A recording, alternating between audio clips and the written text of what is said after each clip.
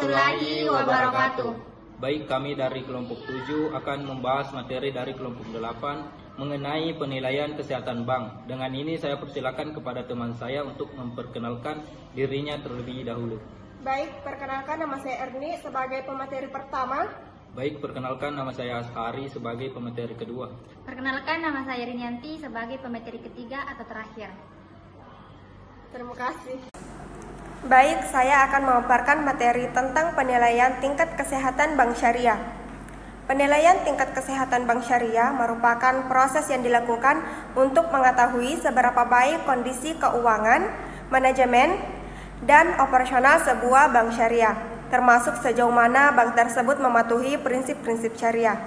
Tujuannya adalah untuk memberikan gambaran menyeluruh apakah bank tersebut dalam kondisi sehat dan mampu menjalankan fungsi intermediasi atau menghimpun dana dan menyalurkan pembiayaan dengan baik, menjaga kepercayaan masyarakat serta menjaga stabilitas sistem keuangan.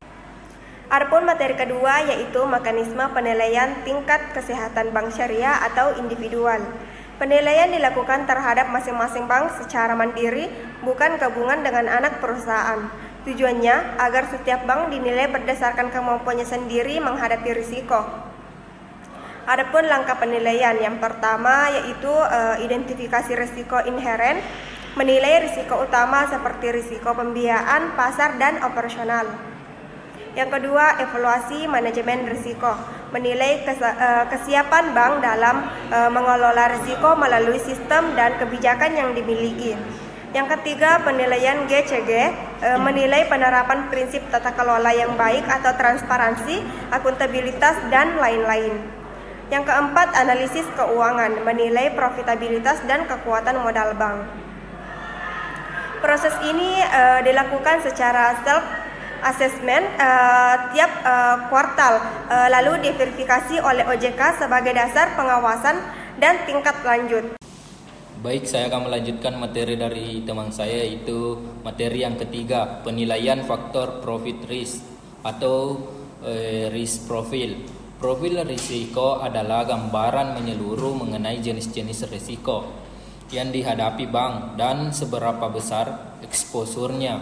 Dalam bank syariah, risiko yang biasanya dinilai meliputi risiko pembiayaan atau kredit, risiko bahwa nasabah tidak mampu membayarkan kembali kewajiban mereka. Yang kedua itu risiko pasar, risiko kerugian akibat fluktuasi harga pasar, misalnya nilai tukar atau tingkat timbal hasil. Yang ketiga itu risiko likuiditas, risiko jika bank tidak memiliki cukup kas atau aset yang cepat dicairkan untuk memenuhi kebutuhan atau kewajiban jangka pendek. Yang keempat itu risiko operasional, kerugian akibat kegagalan sistem manusia atau kejadian eksternal, misalnya bencana alam. Yang kelima itu risiko hukum dan kepatuhan,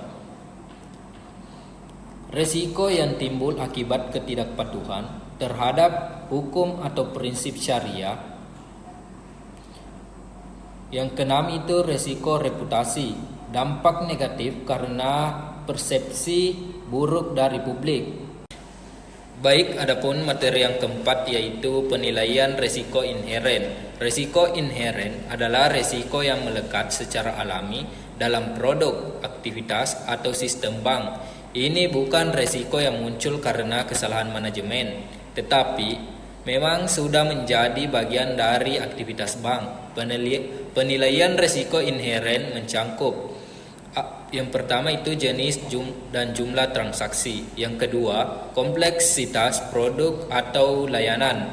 Yang ketiga, faktor eksternal seperti ekonomi, makro, dan hukum. Tujuan penilaian risiko inheren adalah untuk mengetahui potensi masalah sebelum dilakukan, mengelola atau mitigasi jika risiko inheren tinggi tapi mengelolanya buruk, maka kan berdampak besar pada kesehatan bank. Baik, itulah materi yang dapat saya sampaikan. Saya persilakan kepada teman saya untuk melanjutkan materi yang berikut. Baik, saya akan melanjutkan materi dari teman saya. Yang pertama yaitu GCG. GCG adalah sistem dan prinsip tata kelola perusahaan yang baik. Dalam konteks bank syariah, GCG sangat penting karena bank tidak hanya bertanggung jawab kepada pemegang saham, tetapi juga harus patuh terhadap prinsip-prinsip syariah Islam. Dan yang kedua yaitu rentabilitas. Rentabilitas adalah mengukur seberapa besar kemampuan bank menghasilkan laba dari kegiatan operasionalnya. Bank yang sehat harus bisa mencetak laba secara konsisten dan mengelola pendapatannya dengan baik. Dan yang ketiga yaitu permodalan. Permodalan adalah penopang utama sebuah bank dalam menghadapi resiko dan menjalankan ekspansi. Modal berfungsi sebagai bantalan untuk menyerap kerugian dan sebagian dasar untuk menghitung kemampuan bank memberikan pembiayaan. Baiklah, itulah materi yang dapat kami sampaikan tentang penilaian kesehatan bank. Semoga dapat bermanfaat bagi teman-teman. Wassalamualaikum warahmatullahi wabarakatuh.